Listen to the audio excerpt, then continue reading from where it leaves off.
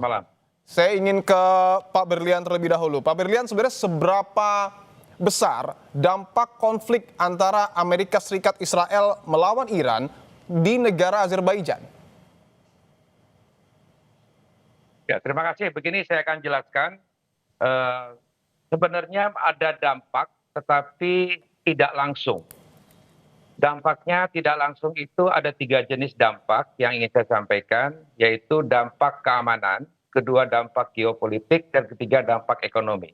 Semuanya dampak tidak langsung terhadap Azerbaijan dari insiden krisis tersebut. Untuk dampak keamanan, kita ketahui bahwa berita terakhir pada tanggal 5 Maret 2026 terjadi serangan drone yang patut diduga dari Iran ke wilayah Nakhchivan, yaitu wilayah enclave dari Azerbaijan, bukan wilayah induknya. Nah, dalam hal ini pihak pemerintah Azerbaijan sudah memanggil duta besar Iran yang ada di Baku untuk meminta klarifikasi dan kebenaran dari serangan drone itu berasal dari Iran. Kemudian dampak geopolitik itu kita ketahui bahwa Azerbaijan itu dalam posisi yang sensitif. Karena posisinya di antara wilayah di Timur Tengah yang sedang berkonflik. Nah, oleh karena itu kebijakan strategis pemerintah Azerbaijan dalam menghadapi krisis ini, dia tetap berpegang pada prinsip netralitas dan harus menyeimbangkan hubungan di antara Iran, Israel, dan negara-negara Barat yang berkonflik tersebut. Nah, yang ketiga adalah dampak ekonomi. Dampak ekonomi yang tidak langsung dirasakan itu kita ketahui bahwa Iran selama ini memberikan ekspor, mengirimkan ekspor makanan dan bahan-bahan konsumsi, konstruksi dan sebagainya ke Azerbaijan. Di sini adalah letak risikonya, risiko dari dampak ekonomi dari akibat konflik tersebut. Ya. Tetapi ada keuntungannya dari dampak tersebut, yaitu harga minyak naik, di mana Azerbaijan diandalkan sebagai supplier, produsen minyak terbesar untuk bisa mencenderungkan kesediaan minyak di kawasan dan di dunia, sehingga dalam hal ini membuat Azerbaijan bisa mendapatkan pendapatan lebih besar dari ekspor energi minyaknya tersebut. Oke. Demikian, Mas. Baik, yang menarik untuk dibahas juga Pak Berlian terkait dengan proses evakuasi WNI yang kalau tidak salah ini masuk ke dalam tahap pertama. Apakah kemudian WNI yang kemudian dievakuasi dari Timur Tengah yang sudah berada di Azerbaijan ini sudah berangkat menuju Indonesia? Belum. Kita rencana akan memulangkan dan memberangkatkan para evakui WNI kita besok. Oke. Itu tanggal 9. Dan untuk selanjutnya di tanggal 10. Jadi ada 2 gelombang pemulangan WNI evakui kita ke Jakarta, ke tanah air. Besok tanggal 9 dan lusa tanggal 10. Besok tanggal 9 itu sejumlah 22 orang dan tanggal 10 sejumlah 10 orang. Begitu. Oke. Untuk pola evakuasinya seperti apa dan saat ini posisi dari WNI kita di sana tepatnya berada di mana, Pak Berlian?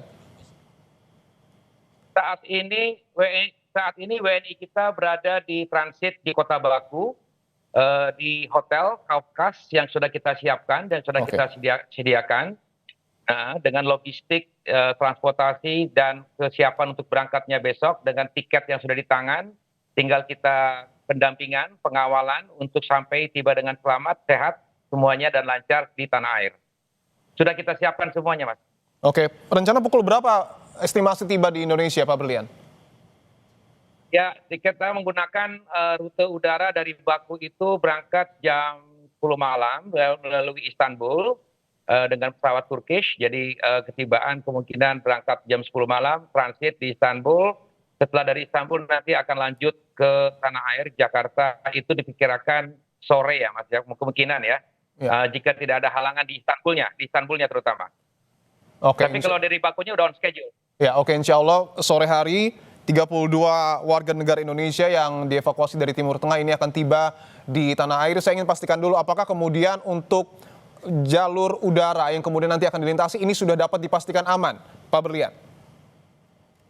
Ya, kita sudah melihat, mempelajari dan mengamati sejauh ini dari pengalaman sebelum-sebelumnya dari lintasan udara yang menggunakan rute utara, yaitu melalui Turki, kan kemudian dari Turki ke tanah air melalui jalur utara juga, sejauh ini masih posisi yang relatif aman.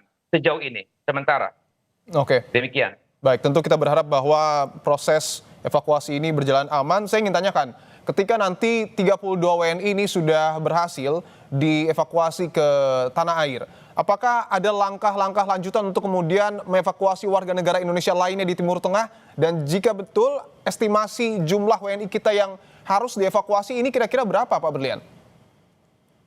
Jadi untuk dari KBRI di Azerbaijan, kita terkonsentrasi pada evakuasi WNI kita yang dari Iran. Oke. Nah, ya dari Iran. Jadi sementara yang sudah masuk gelombang pertama itu 32 orang, dan kemudian kita harapkan nanti ada gelombang kedua dan seterusnya. Dan kami dari KBRI Baku siap untuk mengatur untuk kedatangan evakuasi WNI yang gelombang kedua, ketiga, dan seterusnya itu. Sementara kita konsentrasi untuk pemulangan di gelombang satunya dulu, begitu. Jumlahnya sudah dikalkulasi mungkin, Pak Berlian, untuk tahap ataupun gelombang berikutnya?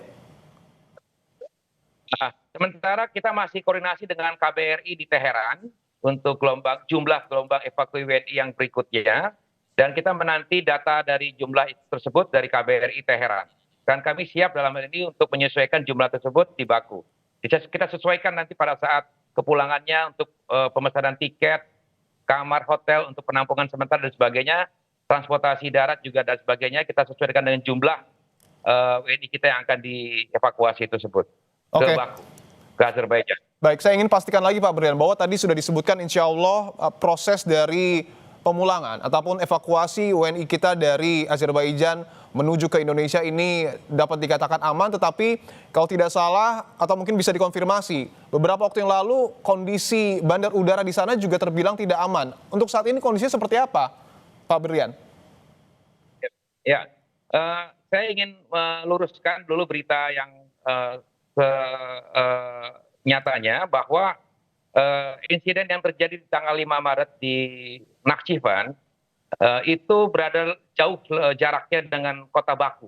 Oke. Ya, itu lebih dari 5.000 kilometer. Jadi dan itu di wilayah enclave dan tidak bisa ditembus dengan darat, karena itu harus dengan udara.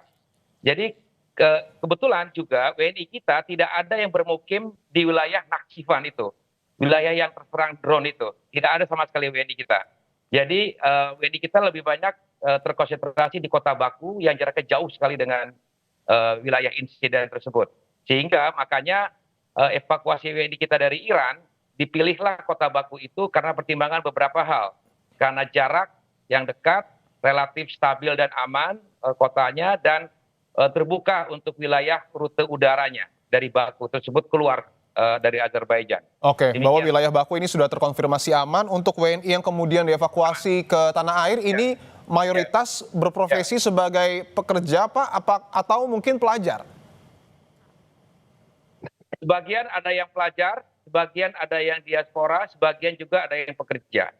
Yang saya lihat dari profilnya kebanyakan adalah pelajar ya, pelajar yang bersekolah di ini. Persisnya yang persisnya lebih tahu datanya itu dari dubes kita di Teheran, Mas. Oke.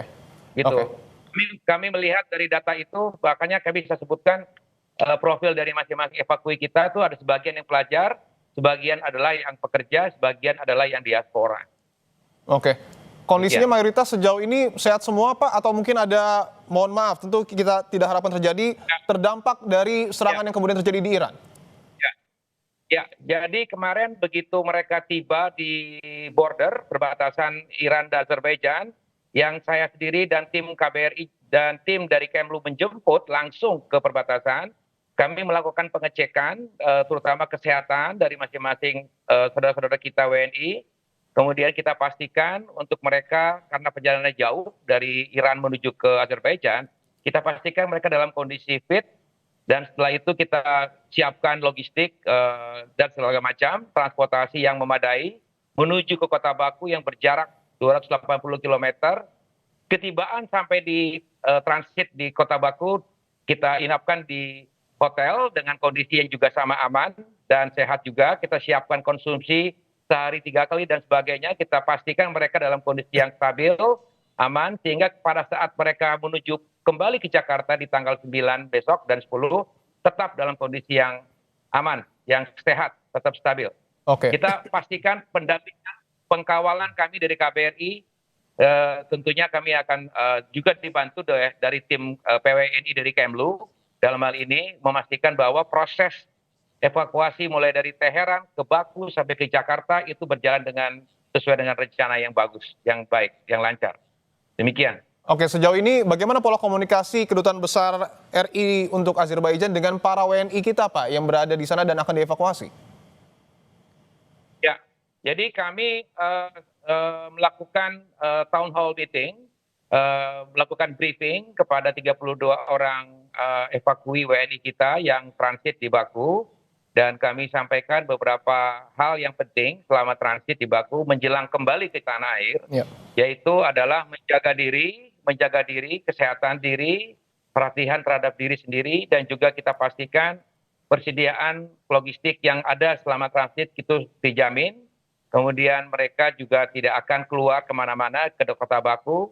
Dan ketiga, yang terakhir adalah kita pastikan agar barang-barang bawaan yang dibawa dari Iran menuju ke Jakarta melalui Baku tidak mengalami suatu masalah.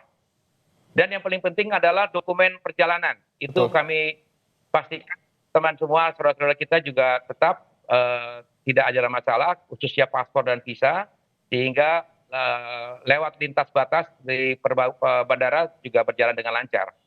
Begitu. Oke, sejauh ini apakah ada kendala yang mungkin ditemui oleh pihak Kedutaan Besar ataupun para WNI kita untuk kemudian dalam proses evakuasi tahap pertama ini? Tidak ada, Mas. Oke. Sama sekali tidak ada. Alhamdulillah, karena kita sudah melakukan komunikasi dengan Kemlu RI, dengan KBRI Teheran, dengan Kementerian Luar Negeri Azerbaijan, itu untuk memastikan semua berjalan agar memantangkan semua rencana evakuasi ini sesuai dengan data yang kita peroleh, sesuai dengan rute perjalanan darat yang kita peroleh, rute udara yang kita pelajari, transit stick spotnya kita pelajari, akomodasi juga kita sediakan, dan juga terutama juga dengan kepraktisan, keamanan dari perjalanan. Itu kita pastikan bahwa ini betul-betul terlepas dari area-area yang menjadi wilayah konflik, sehingga perjalanannya akan berjalan dengan lancar gitu, Pak. Oke, terkait dengan soal keamanan selama perjalanan, saya ingin tanyakan bagaimana dengan proses pengamanan evakuasi? Apakah kemudian melibatkan pihak Iran, Azerbaijan, atau seperti apa? Ya, betul bahwa kita menerapkan pengamanan evakuasi yang bersifat berlapis. Ya, dalam hal ini pertama adalah kita melakukan pengkawalan, pendampingan oleh KBRI Teheran dan KBRI Azerbaijan, mulai dari titik Teheran sampai ke Baku dan melalui perbatasan border. Dan kemudian pengkawalan dan pendampingan oleh otoritas keamanan setempat, kita pastikan juga mereka memperhatikan prosesi evakuasi kita yang kita lakukan, dan kemudian kita menjamin aksesibilitas, ya, koordinasi dengan evakui WNI-nya sendiri yang kooperatif dengan kami di sini KBRI, dan mereka juga memastikan diri sendiri, dan kami juga membantu untuk evakui WNI sendiri dalam hal penyediaan layanan kesehatan, kemudian konsumsi dan sebagainya, logistik, dan memastikan bahwa apa yang dilakukan dalam perencanaan kita selama mulai evakuasi di titik awal di Teheran sampai Baku itu berjalan dengan aman dan relatif lancar. Dengan demikian kami menerapkan pengamanan evakuasi secara berlapis, terkoordinir, dan sistematis. Demikian, Mas. Baik, tentu kita akan tunggu kedatangan dari para WNI, 32 WNI yang kemudian akan dievakuasi dari Azerbaijan menuju Indonesia pada tanggal 9 ya Pak ya, dan 10, dan estimasi akan tiba pada sore hari waktu Indonesia. Begitu ya Pak Berlian? Lebih seperti itu. Baik.